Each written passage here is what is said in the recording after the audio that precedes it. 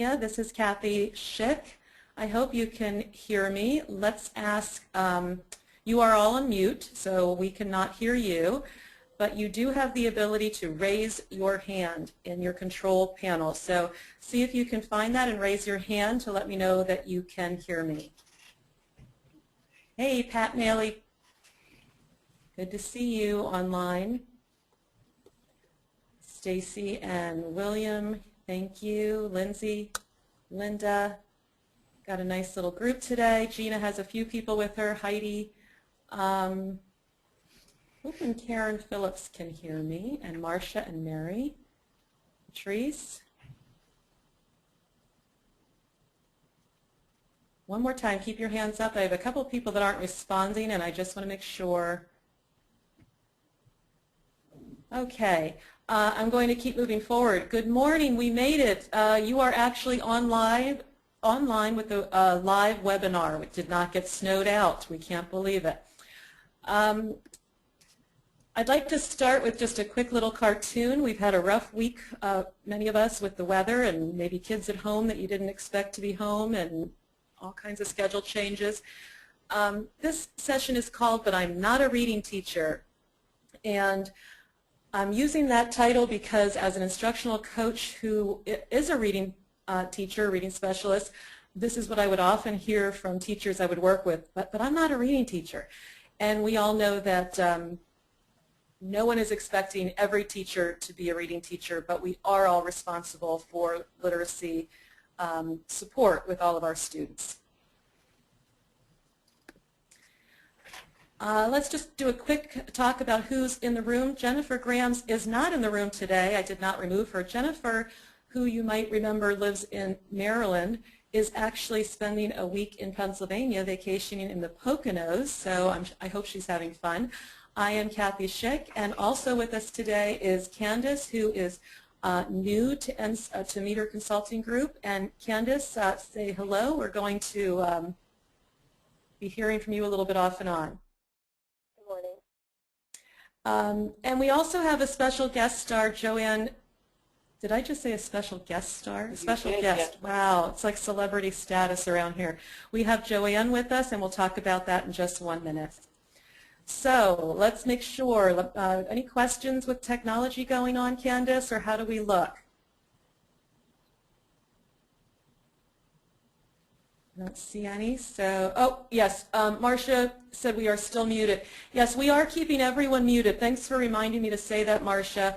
We need to do that because if we unmute you, we will hear so much background noise that none of us will hear anything. So if you would like to make a comment, please raise your hand and Candace will let me know.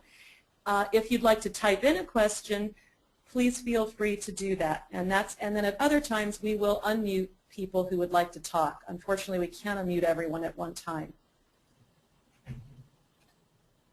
I'd also like at this moment, if you are in a group, like I believe Gina is, would you please type into the panel box who is with you, first and last name, so that we make sure they get credit for attendance today.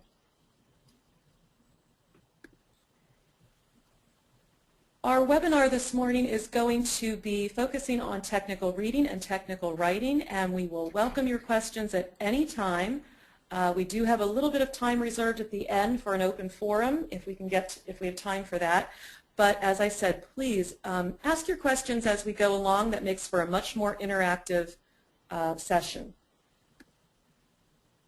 So Joanne is with us. Joanne has been so patient. She was available to do 5 of the 6 webinars for us, and I think this is the only one because of snow that she's actually going to be able to do. So Joanne, welcome. Let's make sure you're not muted, and you are not. Okay.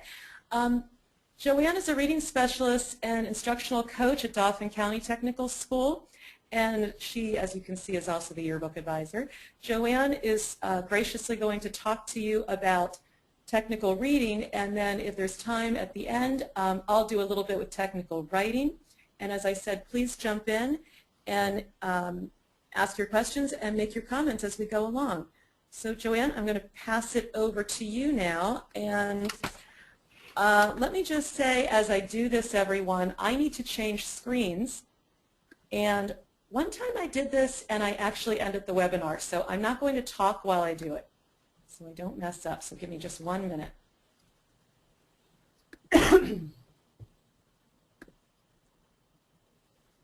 Okay, Joanne, you should be receiving a pop-up at some moment soon.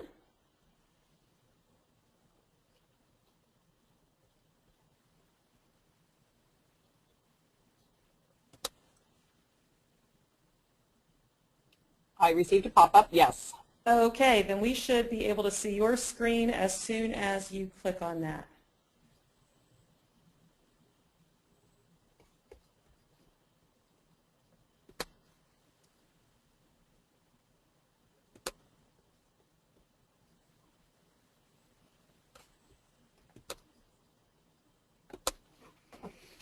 I have a blank screen, Kathy. All right. It says on air showing screen, and I have a blank blue screen. Okay, let me go back to, oh yeah, I see that too. I wonder why that is. Okay, I have your presentation, so let me go ahead and show my screen.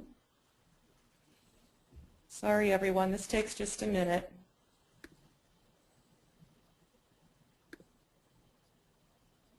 Okay, so everyone should see my screen again, is that correct? I see that. All right, now I'm going to bring up your presentation. Now, this is a copy that, Joanne, you sent me a couple of weeks ago, so obviously from January 7th. So okay. Let me know if you want me to, skip anything. So will this work for you? Absolutely. Okay, I'm going to go ahead and skip to your first slide. There we go. Excellent. Good morning, everyone. Hopefully you're staying warm. I'd like to start by doing a reading comprehension pop quiz, which actually is derived from a SREV seminar I saw several years ago, which still, this activity has an impact on me. If you could read along as I'm doing a read aloud here. There I was on a hard aid lead, and the rope crack disappeared. I saw a micro seam, but even a bird beak was too large. What did I use? I put in a burp, which is a work cut down with a hacksaw to make a mini bird beak. Kathy, if you could click, please. Okay, what I'd like you to do is look at that passage and go through questions 1 through 5 and see if you can come up with an answer for those. We'll give you about a minute to do so.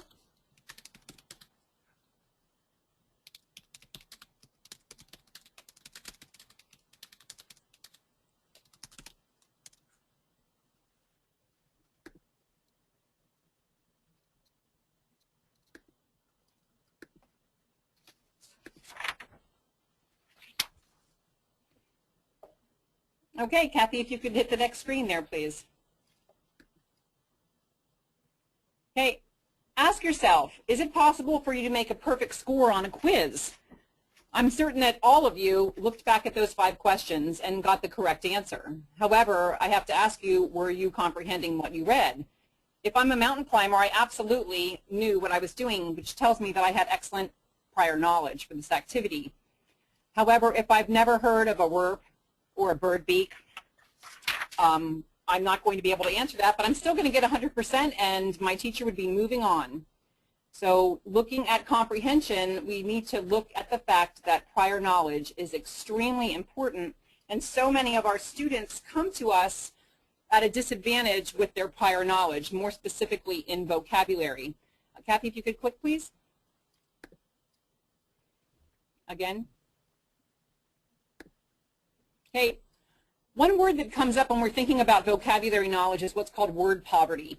If a student enters kindergarten with a deficit in the area of vocabulary, which happens every day throughout this country on a large scale, they are suffering from word poverty. When you think about how much a student's vocabulary knowledge grows as they go through, by the time we get them as 9th, 10th, and 11th, and 12th graders, that deficit is just huge. Kathy, if you could click, please. Okay, 50% of comprehension is vocabulary and prior knowledge. So when you think about what your present students have been exposed to over the years, If they are suffering from what we can term word poverty, and if they are lacking prior knowledge, they're having a 50% disadvantage on their comprehension level there. Kathy, click please. Okay, again. Okay, here's another example of looking at what words mean and perhaps a student's background. So our first statement here is, what would the word volume mean to, and Kathy, you can go ahead and click, a teenager with an iPod? If you have people with you there, discuss. If you're by yourself, just process these words. What does the word volume mean to a teenager with an iPod, or next to a scientist, or next to someone who edits an encyclopedia, or perhaps a geometry student? You can see the word volume is meaning many different things. Again, next slide, we look at the word square. What would the word square mean to a basic level math class, to an algebra student? In a carpentry shop, how about to a carpentry student? How about in an English language arts class where they're describing a character, what's known as a square character? Or to a student giving navigational directions? Okay, next slide please. Activating prior knowledge is critical for any student to begin to comprehend any form of text, even if that text would be in the form of an illustration or a picture or a poster or a document. So if we have not activated a student's prior knowledge, we are not setting them up for success with text. Kathy, could you click please? Okay, the key to allowing students the opportunity to store information. How many times do we go through a unit and we give a test or an assessment, or we're testing their practical knowledge out on the shop floor, and the student is stumbling over things that we would consider areas where they should have mastered as well? We need to ask ourselves, what did we do perhaps in activating their prior knowledge to allow that student to be able to store that information for recall cognitively later? Click please. Okay. We're going to go through a couple strategies here today. I've chosen 4 strategies to share with you that are very quick to be implemented. It's a very ease of getting it into a lesson plan for you. And some of them you may be familiar with, and some of them you may not. And I realize that I have a lot of different content areas out there. My original presentation was set up for certain days, and the snow has driven our lives since that point, so I apologize that I don't have words from every content area. That would be my perfect scenario here. So Kathy, if you could just click the next 4 there, please. We're going to be doing strategies called Rate the Word, Wordle, Anticipation Guide, and Word Sort. And I know that some of those you are familiar with, so some of this will be a review, and hopefully I can give you some information that might allow you to enhance or extend some of those activities that you are already using. It's also extremely important to remember that you are instructing vocabulary before, during, and after.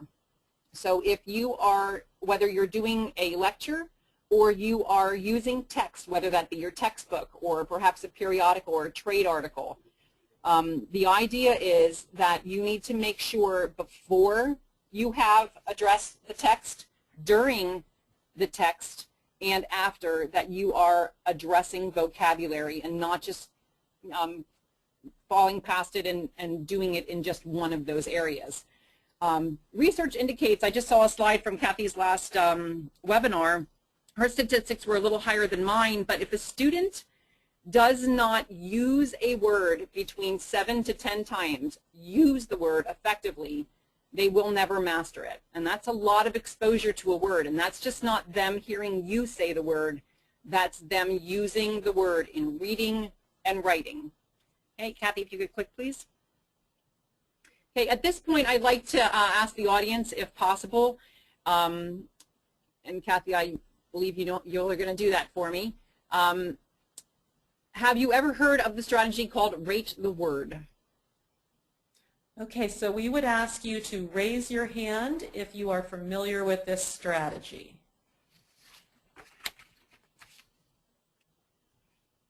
Raise your hand if you have heard of Rate the Word. And maybe once you hear it, you'll know it by a different name. We have 1. I'm going to give you 3 more seconds to raise your hand if you know this. Okay, go ahead. We have only one. Go ahead. Excellent. Thank Lindsay. you. You can put your hand down. Thank you, Lindsay. If you could click, please, there, Kathy. Yes. Okay, we need to talk about what factors determine how well a student knows a word. And there's a lot of factors that go into the knowledge of any word. There's the root origin, the idea of taking words, and I know many of you are familiar with this, taking words and breaking them apart for students. Some students do it naturally because as they are learning the reading acquisition process, they do decoding. And in the decoding, they're looking at roots, they're looking at prefixes, and they're looking at suffixes. So there's a lot to every single word. There's also the word origin. Some people associate this with the National Spelling Bees when they say language of origin. And there's connections that students can make, and they do learn these in elementary and middle school where they can connect a word from a Latin background or from a Spanish background or from a Greek background. And then also the idea of word parts, which would be your prefix, root word, and your suffix.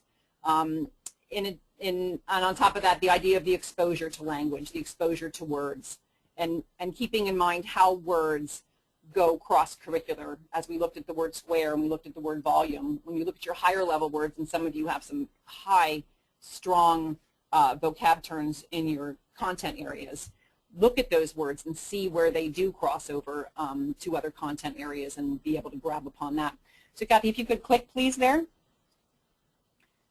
And you can click 2 more times, ma'am. Okay. Basically with Rate the Word, you choose the words ahead of time. You go into your unit, your lesson plan, and you choose no more than 10 words for the students to address at one time. And basically what you do is you have the students rate those words ahead of time, and this is done in the before portion of the lesson. So you can use the terminology that's there. I'm an expert. 2, I've heard of it, but I'm not an expert. Or 1, I don't know this word yet. No one knows your students better than you do, so you would know how to term that language. I've had teachers use Star Wars terms, Master, Jedi, those types of things, as opposed to the 3, 2, 1. Whatever works for you. Again, you know your students better than anyone, but the students go through and they look at these words and they are going to rate them. One key component for this is to make certain that you read these words aloud to the students upon the first exposure to the words. They need to see them and they need to hear someone pronouncing them for them so that they can begin to process those and store that information. Kathy, if you could click 1 more time, please. And once more. Okay, back, please. Well, sorry about that. It's okay, no problem. Looking at the notes down on the left-hand side, I just want to give you some other insights for this Rate the Word and drive home this point that you need to look at words before, during, and after. This Rate the Word activity can then lead into other learning strategies, doing pair shares, an activity where the students are saying the word, where they're discussing multiple meanings, kind of like we did here in the beginning. They can draw examples. Some of you are familiar with Frere models. The idea is after we rate the word and we've introduced the student to the word, bring the next activity. Don't just dive right into the text. Really looking at the words and making certain that the students have a strong understanding. But by rating the word, they're processing it. You're diving into their prior knowledge. If they work in a pair share environment, the conversations that take place are excellent formative assessment for you to discover where your students are. To save yourself in planning and prep, rather than typing the words and handing them out, getting them from the copy room, you could simply have the students fold a piece of paper in thirds or in columns and have them do this on their own. Perhaps they would have a 3, 2, 1, and you'd have the list of the words up on your smartboard, and they could take the words and put them into categories. They know which ones they have strengths and where their weaknesses are. They're already reflecting on their knowledge base. Okay, do we have any questions at this time on the strategy of Rate the Word? If you could raise your hand and Kathy can get to you there.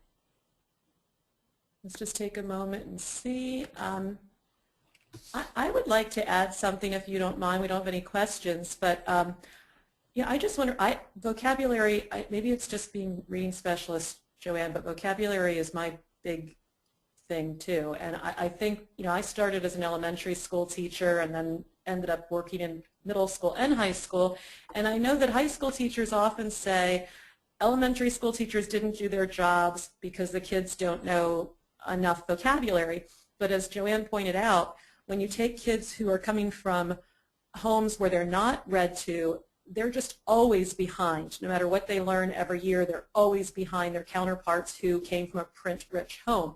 So an activity like Rate the Word, I think it sounds so simple, but it just gives them that first opportunity to start making a connection with a possibly new word. And I just think it sounds easy, and it is, and that's the beauty of it. But I think it's more powerful than it seems. So. Absolutely, and if you look at your student populations in your CTC centers, what's your population of ELL students, and what's your population of free and reduced lunch students? Those are your students with the vocabulary poverty, the word poverty. Mm-hmm. Okay, no questions. No questions? If you're, oh, no, wait, will this PowerPoint be mailed? I'm sorry, I should have said that to begin with. Yes, Anne-Marie and everyone else, the presentation will be archived on our YouTube channel, and it will also be sent to you. So thanks for asking that, Anne-Marie. My apologies. Okay, our next strategy is Wordle. And for Kathy, for this one, eventually I'm going to need to take over the screen if I can, so I can go right into the Wordle website and share with the participants, if that would be acceptable for you. That is acceptable to me as long as everyone doesn't mind that I have to be silent while I make that. That's okay. Let's do some clicking here so I can get this Wordle introduced, and then I will show them directly how it works. All right. Just want to click again, and one more. Okay. Okay. Wordle is free online. Basically, the web address is there for you, and again, that will be shared for you.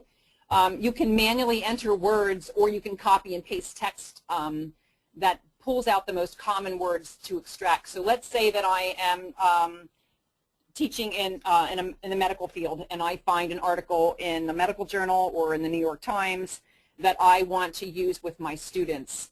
Basically what I do is I simply cut and paste that article. As you can see at the bottom there, there's the source of the article that I used. This was actually for a communication arts class. But what Wordle does is it organizes all the words for you. So Kathy, if you could at this time possibly turn this over to me so that I can show them. Okay, let's see. And while Joanne's grabbing the screen, I just want to share one thing I saw really cool a teacher do with Wordle. The words that are used the most are made the largest. And I did see a social studies teacher once take a speech by Abraham Lincoln and a speech by Martin Luther King, and he made a Wordle of each speech. They were on similar topics, and the kids compared which were the most commonly used words, because those were the largest words, and pulled out some better comprehension of the articles. So interesting.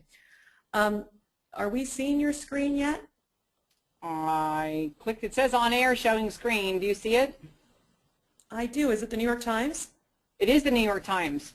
And I'm just going to do this quickly to grab an article, okay? Okay. Basically what I did was I went into Wordle. This is what your Wordle screen looks like. This is the Wordle.net. Okay, I get all these options. And I have to get my article first. So if I'm going in, and you can copy, if you have an e-textbook, if you have an online textbook, you can copy anything from your textbook as well. But I'm just going to grab an article here. We're spinning at the speed of sound here. Okay. Basically what I do is I go through and I copy the article.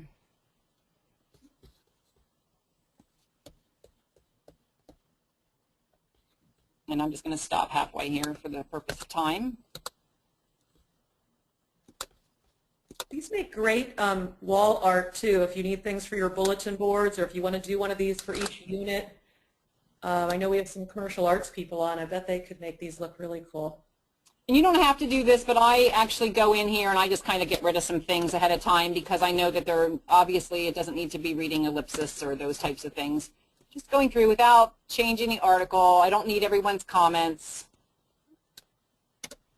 Okay, so basically what I do is I have the article uploaded, and then I could also, as you see down here, I could also just simply type in a URL and it will pull from that. Sometimes that isn't as easy to use, so I just copy and paste. It works for me, but obviously you can use either method. So now I've taken that article and I've submitted it to Wordle. Obviously you have to have Java, the ability to run Java on your, lucky day. Okay, now you can see that my Wordle has been created.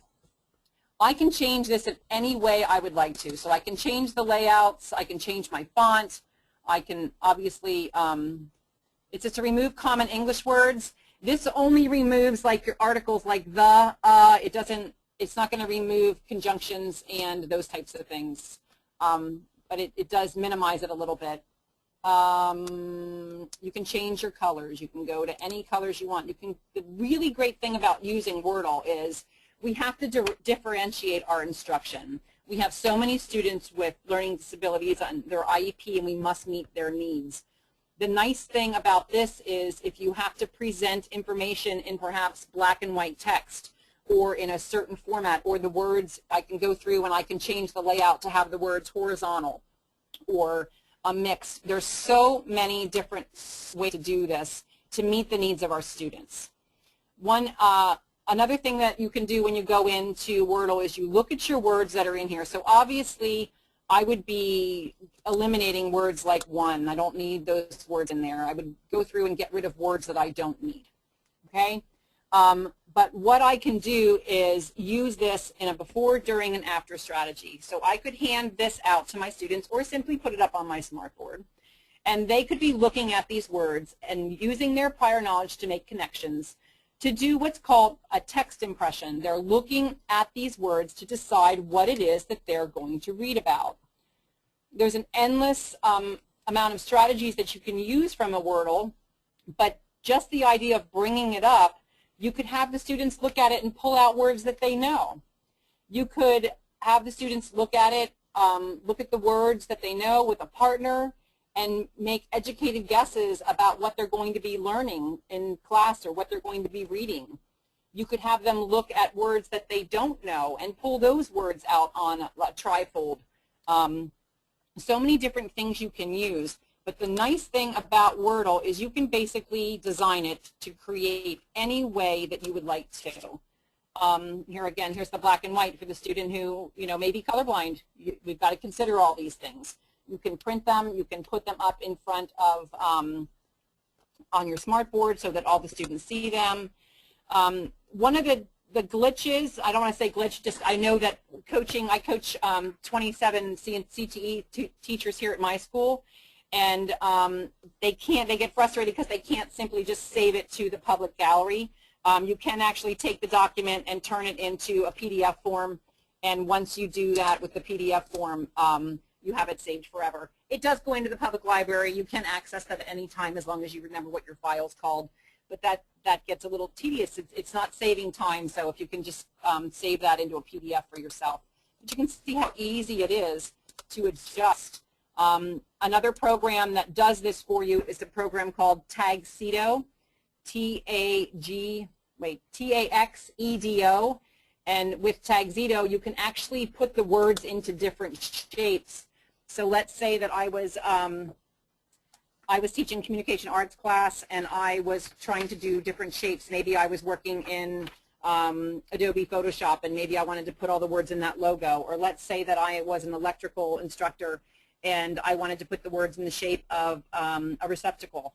You can go online with any clip art and form those. So that one is actually called Taxedo, and that is not listed on my slide here. I could add that later. I'm sure Kathy could help me with that. Sure, we can put that in the email. Hey, Joanne, I have a question that came up from Marcia. Could you review what you said about text impression, using this for text impression? A form of the text impression, and text impression has different terms with elementary versus high school, but overall text impression is looking at text, pulling words, pulling phrases out of text ahead of time in a prior reading activity, a before reading activity, that allows your students to start making connections and tapping into what's already stored in their brain. So if maybe I wanted to give the kids 3 words, I could do a text impression activity where I give them 3 words and I say, okay, what do you think we're going to be learning today? Or what do you already know about these 3 words? And then I add a word, and then I add another word. And every time I'm adding a word, I'm asking the students to make a decision on the connections between the words that they're seeing. So when you're using a Wordle as a text impression, the students in some way, you're asking them to make a connection between the words that they are seeing. Does that help? If you need more, I believe that was Marcia.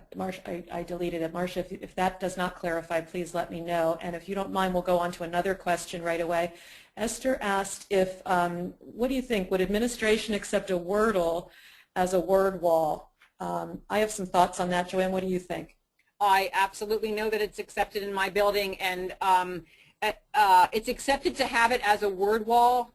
However, the hope in a classroom is from administration is that this teacher is doing more, because that would just be before and a reflection and a reminder. Word walls are just reminders. It's what you do with the words after the kids can see them. Does that make sense? Kathy, does that sound? Yeah. Add anything there? I am going to add, this is very strange, but my daughter had a friend who had a visual, I forget what it was called, like visual processing, which I had never heard of before. And a Wordle for someone like that would be just not the best way to look at words, because it's visual overload. For most students, it's going to be great. So my thought is, I think this would be a great addition to a word wall, like a great header for a word wall. I think it would be a lot of fun and helpful to have it, somewhere displayed. I'm not sure that I would use it as a full replacement for when words are each separately written on a different card that hopefully can be taken off the word wall and put to the front of the room when you're discussing them and so forth. So I don't know what administration would say, but as far as an instructional procedure tip, I would say the word Wordle is a great addition to a word wall. I don't know that I would use it as a word wall. Yeah, and Marcia said you didn't answer her question. Thank you. Yeah, Kathy, just to add to that too, while you were talking, I was taking words away. You can create a Wordle with as few words as you want. You could type in 10 words and create a Wordle and put that into a shape and make certain that all the words are horizontal. So your students with processing disorders processing issues, that would actually be beneficial and not as overload as, Kathy was saying. There's different ways. The nice thing about Wordle is you can make it as small as you want. I think one of the great things about Wordle is it's very kind of, at the risk of sounding old, it's kind of cool. It's young looking, it's fun, and I think that grabs kids' attention. So I think it's a great tool used in a lot of different ways. I'm just showing like a real small one here. You can see how small they get, and then you can just change them however you would like to. There we go with the horizontal. You can see. And again with that tuxedo, if you could put it into a shape. So if you're teaching a specific unit, and there is your big idea is there, you can put the shape of the big idea with maybe 5-10 words inside of that, and that would be an excellent use for a word wall, I would think, on a really small number scale. And don't forget to have kids create Wordles. They can do this too. So if you assign a different piece of text to each student, this could be something that they create to put around the room for the special vocabulary that was found in their piece. We just, as you saw in the beginning, and Kathy stated, I'm also the yearbook advisor, and one of the things that my students have done with all of the shops is they had the seniors develop the most significant words in their content area. So they had to come up with 10 words as seniors and explore the words that were used most often in their industry. And then our yearbook students are creating Wordles that is going into our yearbook for each one of the shops. So that is such a great idea. I love that. It worked well, and it really helped. Great for open house night. I mean, there's a lot of, that's great. Exactly. So you can take back over there, ma'am. Oh boy. Okay. Moment of truth. I used to be able to do things like this multitasking. I no longer trust myself. Okay, who am I? I am Hans. By the way, if you're seeing my name as Hans Nieder, I do apologize. I can't. I'm on a Mac, and I can't with GoToWebinar change the name. So, okay, from current slide. Joanne, let me know when you see my screen. So I see your screen, Kathy. I'm still seeing your screen. How is that possible? Okay, I've got to get out of that. There we go. We're on the Wordle slide. I think we're caught up, right? Yep, we can. Yeah, we can go to the second Wordle slide there. The word vision is at the top of it.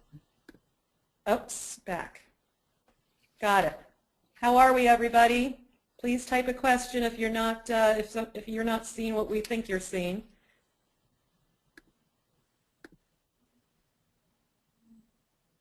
I think we're good to go, Joanne. Good.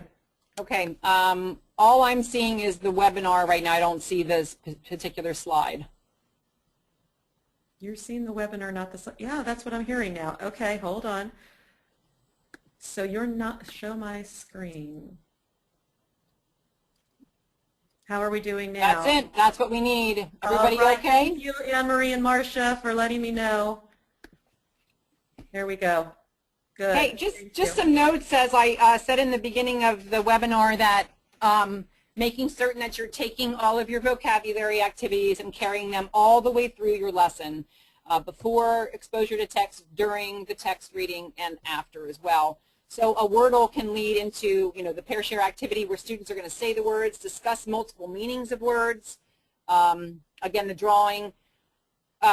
You could have them doing a writing activity. I actually was at a conference last week, and they had the students put 9 words down, and then they had to choose 3 of those words and write a sentence with them, 3 more words and write a sentence with just using those words to show connections between words. But there's so many things that you can go through. Kathy touched on a couple there as well, following having it just simply as on a word wall. But you can manipulate these Wordles and to meet the needs of your IEP students, and I encourage you to do that, because those are our students who are going to have a lot more exposure in using that word to achieve mastery than our other students. So, Kathy, next strategy, please, is anticipation guide. Okay, I just thought of something. Maybe this is a silly idea, but if I know some of the teachers at Lehigh, where I was an instructional coach, gave out a packet for each unit. This would be kind of cool to put a Wordle on the front of your packet if you do something like that with the vocabulary that's upcoming in that unit. And then maybe as the words are introduced, the kids could actually cross it out on their Wordle, on the packet. Just another idea. Excellent. All right. Okay, go ahead. Okay, anticipation guides, and I know that we've all heard of these before. Could we just get some feedback from the audience as to who is familiar with anticipation guides, please? Raise your hand if you use or know of anticipation guides. Max Teaching usually does a lot with this. Getting quite a few hands up, but you know what? Really not, maybe half.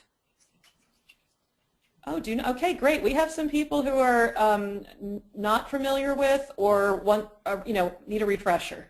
Okay, excellent. Thank you for your feedback. Excellent. This is the third of our strategies this morning. An anticipation guide is used before and after reading. They're very easy to create. Basically what you're doing is you're having the student read a set number of statements, and they're deciding whether they are true or they are false, or correct or incorrect, whatever terms you want to use in your area. My favorite story of anticipation guides is working with Mr. Barry Kircher, our auto technology instructor here, and he always says that he comes to me first to ask questions from his anticipation guide, because everything I know about auto technology I learned from my father, which of course makes it fact, and my father didn't know very much, which I found out Barry has helped me learn. And there's lots of humor in that, but the basis is if you go to someone who is not a master of content area like you are going to be able to remove yourself from that bias of of not being able to find an error, not being able to develop a good, solid statement. So the encouragement for creating really solid, effective anticipation guides is find someone in your world, whether they're in education or they live at your home or your neighbor, and have them read and take the anticipation guide, because that's an excellent test for you to do a formative assessment as to if it's effective for your students. But using it before and after, you can consider using this as a pair share activity. There's no stronger strategy than using the social components of learning with students. Whenever you have an opportunity to have students pair share together and discuss and work on something, do it. It's extremely effective. While students are completing any type of anticipation guide, you are going to be monitoring their work. So walk around and listen to what they're talking about, because that's going to give you the information as to how what high of a level you need to put into instruction on some of the knowledge that they're going to be gaining. If you hear them discussing, perhaps your second question is on the correct way to take blood pressure. If your second question is on that and you hear students getting it wrong, or you hear a lot of misinformation being shared between students, you know immediately that that is going to be a target area for your instruction when you encounter that in your text. Basically, in an anticipation guide, you're looking at the text that you're going to be teaching, and you are creating your statements based on the text they are reading. They have to be able to go into the text to prove themselves correct or incorrect. So in an anticipation guide, the before portion is answering the questions. Do I agree? Do I disagree? Is it true? Is it false? Then they read the text with some form of a strategy, and then when they are done, they go back to the anticipation guide and they check their own learning. So lots of times teachers will have the student write down the page number or the paragraph number. If you happen to have a photocopy of the text that they're looking at, they can highlight it. If your text is available up on your smartboard, you can highlight it, or if you have a student that can do that, showing exactly in the text where it is. And Kathy, if you could click to the next anticipation slide there, please. Okay, there's different forms. I've taken these from Read, Write, Think. You can create any form you want. You can simply, most of our CTE teachers basically put a line on the left, a line on the right, and the statement in the middle. And the students go down. There's 10 of them for a chapter, or if they're chunking their reading of their chapter and they're doing 2 or 3 sections or 1 or 2 pages, there's 10 questions. There's 10 statements there that the students need to read ahead of time, then read the text, then come back and reflect on that. So an anticipation guide is upfront work for the teacher. You have to know the text that the students are reading. You have to anticipate what they are going to assume to be factual knowledge versus what you're going to teach them may not be true. So on an anticipation guide, it's critical. Lots of times I have teachers will come to me, oh, I forgot to go back to the anticipation guide when we were done with our text. It's critical to go back to it because the students have to reflect on their learning and make corrections on assumptions that they had before they started reading the text. So are there any questions or anyone that need to add? Maybe we have an example out there of what someone has done on an anticipation guide that was effective for them. As we're waiting for questions, I just want to go back to this one, Joanne. I really like the requirement for evidence. That really aligns with the rigor of Common Core, getting kids to cite evidence from the text.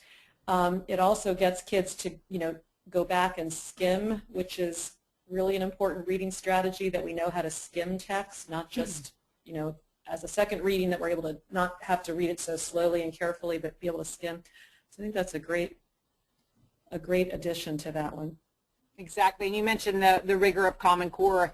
I know that CTE teachers are under so much pressure between programs of study and getting students prepared for NOCTI, and they some may be familiar with in detail of Common Core and some may not, but that rigor, raising the level across the state is only going to help increase NOCTI scores and increase students' ability to earn certifications and so forth. Any other feedback on the anticipation guide, suggestions or successes you'd like to share? If your school has had max teaching, I know there's detailed instructions about anticipation guides in that booklet, and certainly just doing a Google search. I'm sure you all know this, but when you do a Google search, you can hit images. If you hit images, you'll find a gazillion different anticipation guide templates that will cut back a little bit on your work. And then you have it. Once you do it, you have it for for years to come. Okay, you ready to move on, Joanne? Sure. There's no questions coming up. Okay, you can go ahead and click the first line there, please. Our next strategy is a word sort. There's two types of word sorts that you can do. What I'd like to see is poll the audience there, if we can, Kathy, to see if anyone is familiar with using a word sort. How are you familiar with using a word sort? Raise your hand if you do use word sorts. My buddy Pat Maley said he does, and I know he does. Again, just a few here on this one. I do love word sorts. Again, because as you said, Joanne, with that social element, word sorts when done in small groups, it's fun. Absolutely. You know, part of human nature is to be social, and Lord knows teenagers have to be social. So we can draw on that. And obviously research proves that it's an effective way of learning as well. So a word sort, Pat, thank you so much for sharing, and hopefully maybe here you can add some insights here after I just review what word sort is. Basically, there are two ways of using a word sort. Either students are developing the categories or you are giving the categories to the students. So basically you look at a unit, you look at all the words that are going to be in that unit, and you're presenting those words to the students. You can decide if they all fit under certain categories based on what perhaps competency you're teaching at that point, or whatever the students need to know. That's an instructor decision as to decide if they are giving the categories or not. And also keep in mind student IEP needs. For some of those students, you may have to create those categories. But I encourage you not to do it all the time for all students if it's not necessary for all students. So Kathy, if you could click there please on the first box, and the words will come up on the next click. Okay, you can click away. It's like Earl, swing away. Okay, perfect, thank you.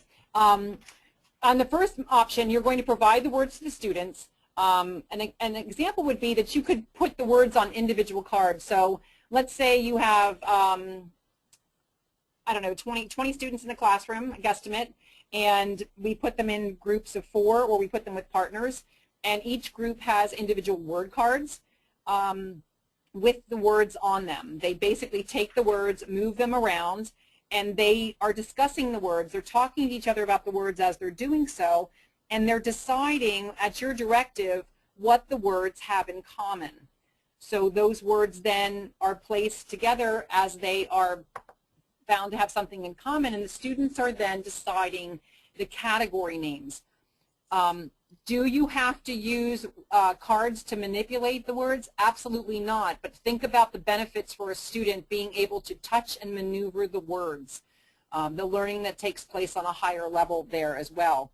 Kathy, if you could click please, and one more time. Okay, the second option is that you provide the students the list of words. And the students would have their own list so they can write. Sometimes when we do group work, we tend to just give one list or one piece of paper for the group. Make sure that all students are engaged, so if each one of them is held accountable for writing the words and sorting the words, you will have 100% student engagement, which is critical. In the option 2, the students discuss the words and they create and place them into categories. You could basically have a 8.5 by 11 sheet of paper and have them form that into 9 boxes by folding it in thirds and thirds again if there were 9 words. Or I'm sorry, if there were more than, if you decided to do 15 to 20 words, They can go into those boxes, whatever size you would need to fold the paper to if you want to limit the kids to 4 categories or 9 categories, whatever you want to do depending on how many words that you're using. Word sort is an excellent strategy to use before, during, and after. It can be done with reading. It can be done for review. And you can revisit and revisit and revisit these, using this strategy and having the categories, as you go through, and then the students working with them. If you have a student has an IEP who really needs some extra assistance, and you might have a paraeducator or someone in your room, an aide that can assist with that student. This is an excellent activity to have those students do to achieve mastery of those words.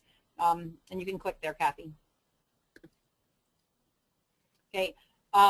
When you're all done with the word sort, whether it's an open or a closed word sort, open is the kids are picking the categories, closed is you are picking the categories. When they are all done, make sure that the groups are all presenting their findings and that all students are part of that activity so that they can make connections between their knowledge and the knowledge that's being presented. This gives you excellent assessment for your instruction. You can find in a word sort that you might be able to eliminate 6 or 7 words or more that you do not have to do direct instruction lessons on.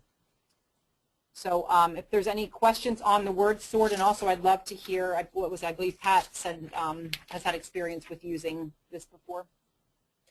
Yeah, while we wait for that, I just want to say I went to a conference once where they suggested, and I think it's a good idea, that as your very first word sort, make it really not related to your content. Make it something fun like food, which could be related to your content. But so, for example, just to get kids to understand what the purpose is. So maybe you hand out an envelope to every 2 or 3 kids. They all have the same words inside, and it's all different food.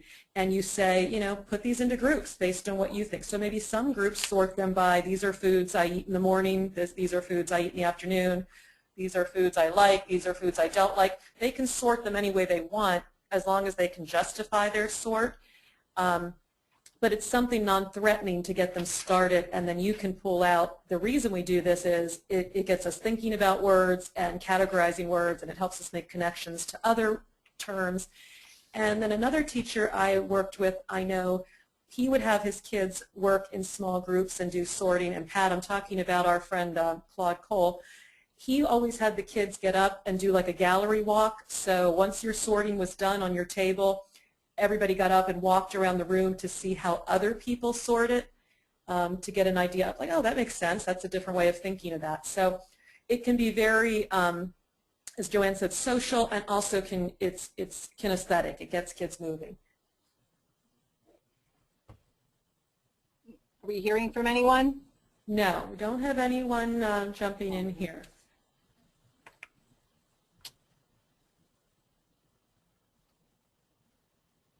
Okay, next slide, please.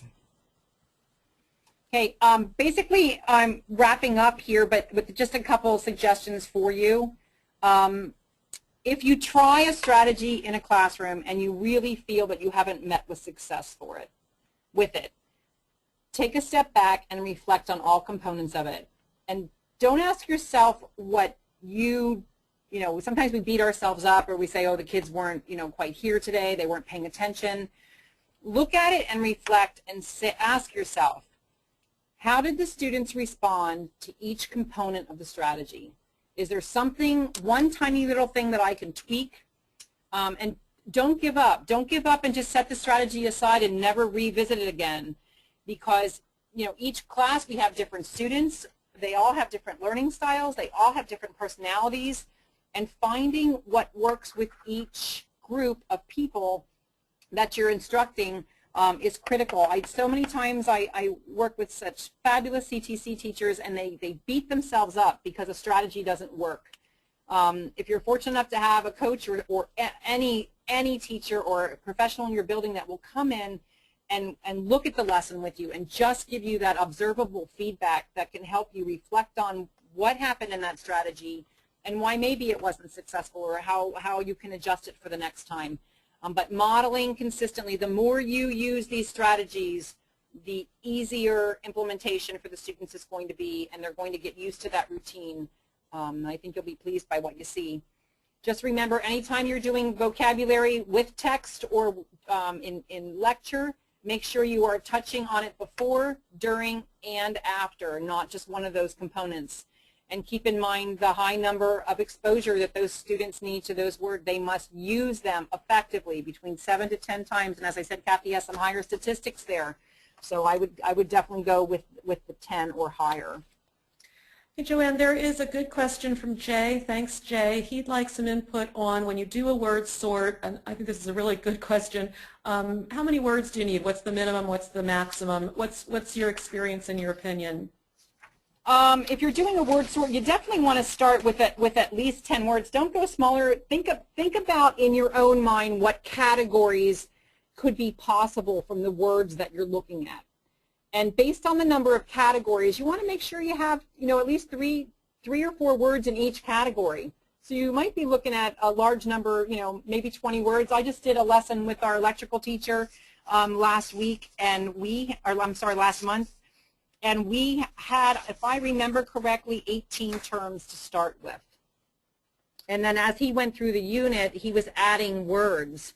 So by the end, I think he was up close to 30 words, which these are his freshmen, were learning safety and such. So I've seen teachers, this is one of the reasons why I really love when a word wall has one word per card, and that the cards can be removed. So maybe they're magnetically adhered to the whiteboard, or they're thumbtacked to a bulletin board. But I've seen teachers use their word wall. For example, the kids come in the morning and maybe they're halfway through a unit and there's 15 terms already on the word wall.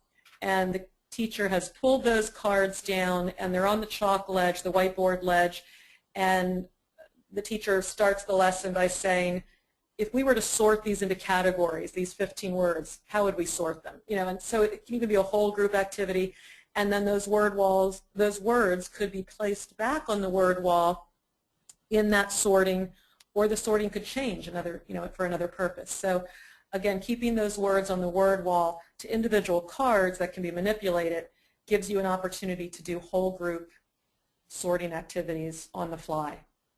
And think about your program of study. Think about how words are used throughout the content. So you may have a group of words in one unit, and I want to do another category based on the relationships those words have with the content that you're teaching.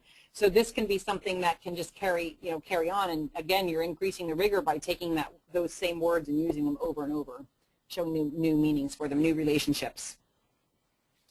If anyone would like, instead of typing their question or comment, please raise your hand and I will unmute you if you'd like to share something without typing it.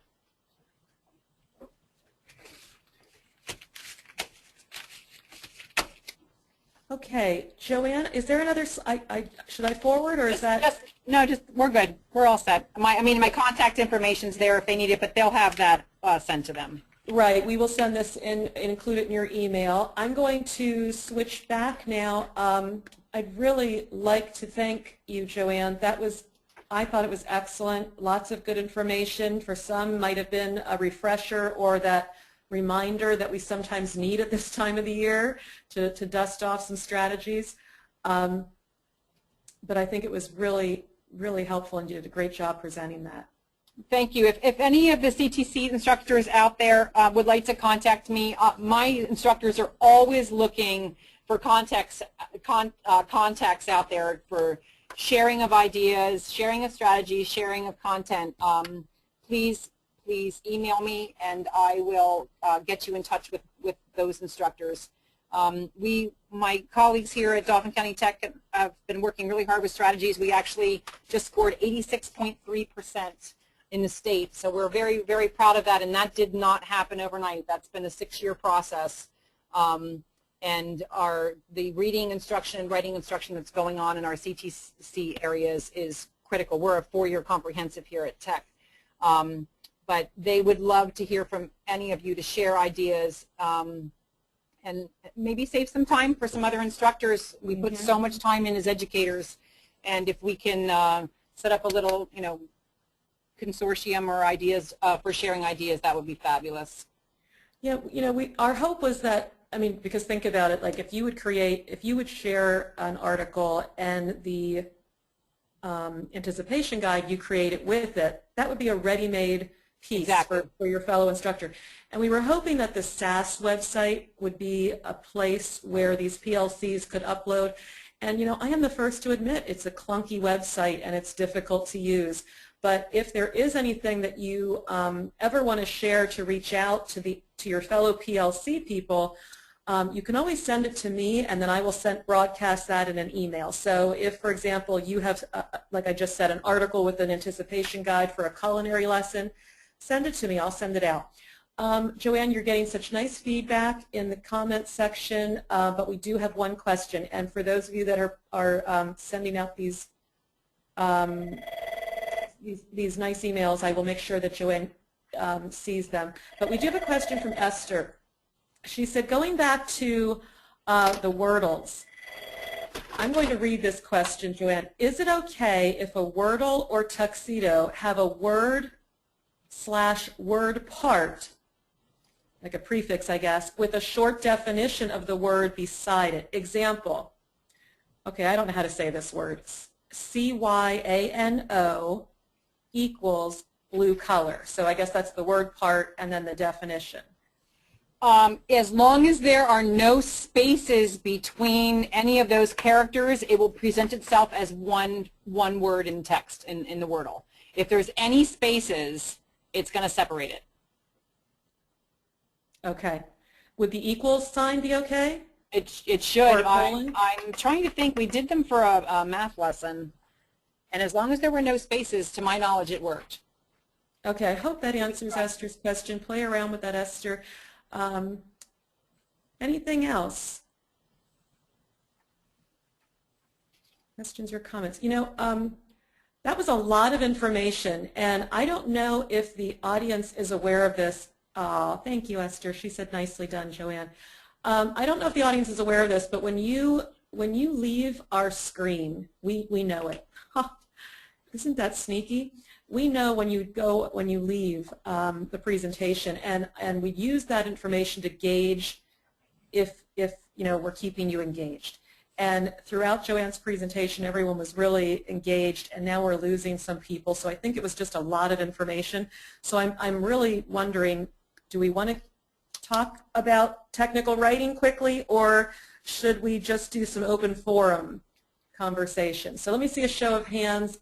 Yes, continue with technical writing, Kathy. Raise your hand if that's the way you want to go. Yeah, okay. I'm surprised you do want to continue. Okay, most of you are saying yes. So this will be very brief and abbreviated, but you will receive the PowerPoints, and most of it is self-explanatory. So Joanne, thanks again. Please stay on the line and jump in now with technical writing expertise that I know you have. Technical writing, we're going to just briefly talk about two frameworks for writing. And you've probably heard this a million times, but just to review it, there's writing to learn, and writing to learn is different than I'm learning to write. Writing to learn is that kind of doodling we do as adults, or we quick write something down to maybe understand what we're hearing. It's short, it energizes students. It's really meant to be a very brief burst of writing. So ways to use writing to learn, and I would ask that this be incorporated whenever you have the opportunity, is begin your class with students writing on yesterday's lecture or reading. Use a brief burst of writing to check for learning. So stop your lecture, ask them for a quick write about the new material. Or at the end of a lesson or a lab, ask them to do a quick recap.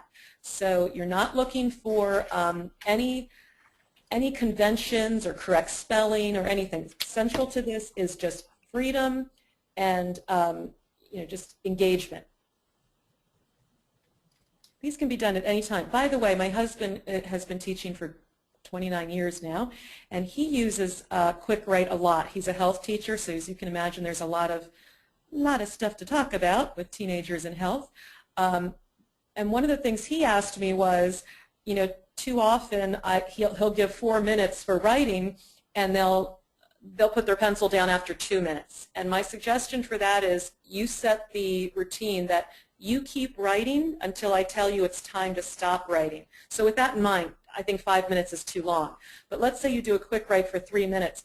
You tell them, keep writing until I tell you time is up, even if that means you write the same sentence over and over again, because there is research to show that that will promote deeper thinking, you know, continued thinking. Now, some of you did want open forum, so I want to make sure I just talk about this very briefly, so we have a couple minutes to have some open forum time. So that's writing to learn. It's your journals, your quick writes, your short narratives. Any of these can be, as Joanne had talked about, before, during, and after reading. Any of these can be before, during, or after reading. And then the other side of the coin is a little more involved, and this is where you might be saying, but I'm not a reading teacher. This is where we're actually having kids write in an effort to improve their writing techniques. This would be done less frequently than short bursts of writing. This might be something that you do weekly or every other week, and here's some examples of what those things could be.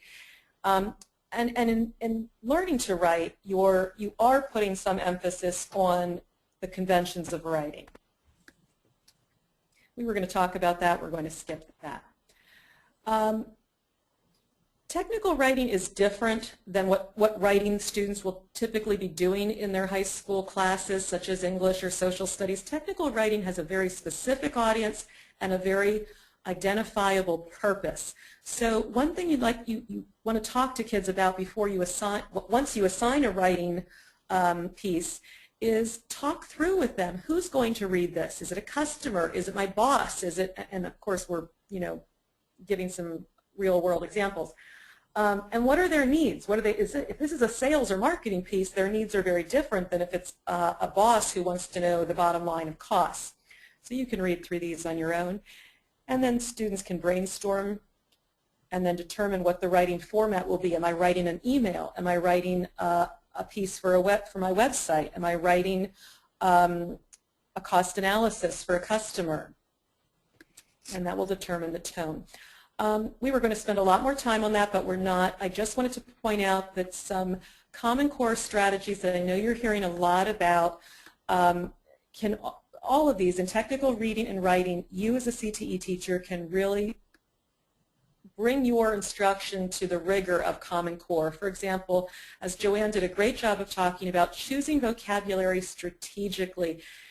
You know, there's a difference between explicitly teaching it and implicitly teaching it, and the conversation we had today was about explicit instruction, really stopping and working on specific words.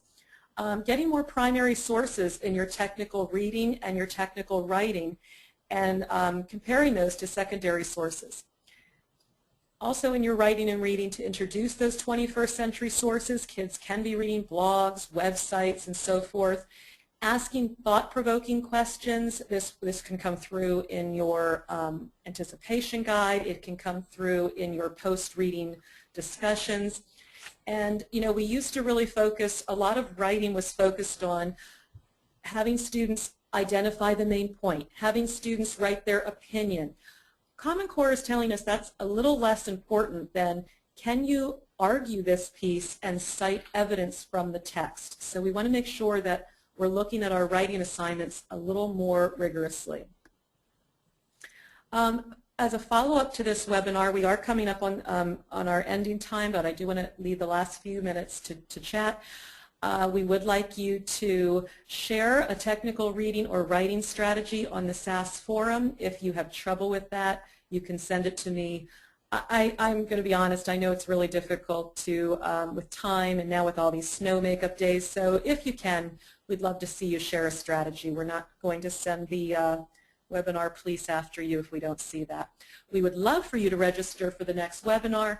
I will send all that information out in a follow-up email, and that will include the PowerPoint presentation from today. So now, can we talk? What do we want to talk about? What's on your mind from today's presentation? let's hear any lingering questions, comments, or concerns. You can raise your hand and I will unmute you, or you can simply type it into the question box. And Joanne, feel free if you have anything that came to mind. Okay.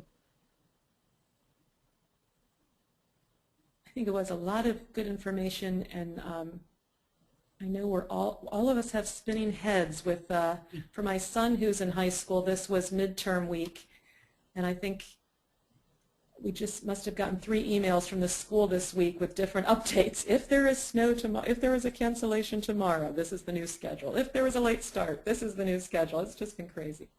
One thing just to piggyback on, you were talking about the warm-ups at the start of class to review something that was learned the day before.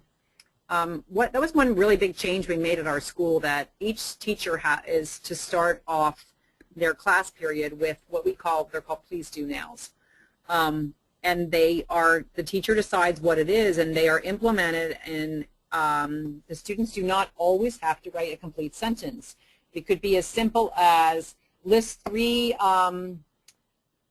concepts or 3 ideas from your experience working in partners yesterday, or from the lecture yesterday, what are 2 key ideas, and they can just list them. It doesn't have to be a complete sentence writing. It's just getting those ideas out there, because when you're going to start presenting the next day, you got to activate that prior knowledge, and that's a very quick way to do it. You know, and writing is critically important, but sometimes the students every day, they don't want to do that as a form. They get bored with the please do now. Right. Have them write, and then share with someone. And you know, if you have 20 people in a classroom and you call on 10 after they shared, you know what every student thought. We have a question from Heidi. It's a really good question that cannot be answered in 2 or 3 minutes, but it certainly bears discussing. Heidi said, what suggestions do you have for getting very low-level readers and writers started with these activities? I find they're very discouraged. And before we answer that, we have Pat Maley said he's been using concept circles for his please do now. Yep. He provides 3 words, and the students fill in the last word and explain why that fit. That's a sorting activity. Yeah. You can Google that, concept circles. Thanks, Pat. I know I liked that one out of that. We did a book study that Pat pulled that from. Oh, Janet Allen. Thank you, Pat, for the author. So what do we do with those? Oh, and another group said they really appreciated all the strategies and now need some time to process. So what do we do with these low-level kids that we have to meet where they are? My suggestion in working with the low-level kids is set them up for success. As you know, you have them all year, and add the rigor as you go on. So even in a situation where you're asking them to do a writing activity, obviously their IEPs are dictating what that writing assignment must be, or if you need to differentiate that instruction or what you want from that student. But setting them up in bits and pieces and gradually introducing more and requiring more from that student. You know, they're all going to tell us they don't, not all of them, but the majority of them are going to say, I don't like to read, I don't like to write. We hear it over and over and over again. There's no way that anyone's ever going to get comfortable or confident in doing something if they don't do it. And I know it's a battle sometimes, but start small. And I know we're the middle of the year right now. Start small now. If you haven't been doing it, implement it small and let it grow, and reflect on it as you go through, and talk to your colleagues. Ask them what they're doing. You know, when you're sitting at lunch or you run to the bathroom and you see someone in the hallway, just ask them, what are you doing with your lower level kids? What is helping you be successful? And technical reading can be really challenging high-level reading. So you might find that a lot of your technical reading, when it's information the kids absolutely must know or hear, you might have to be doing read aloud with small groups. If you want to have some kids read independently while you read small groups, you read aloud.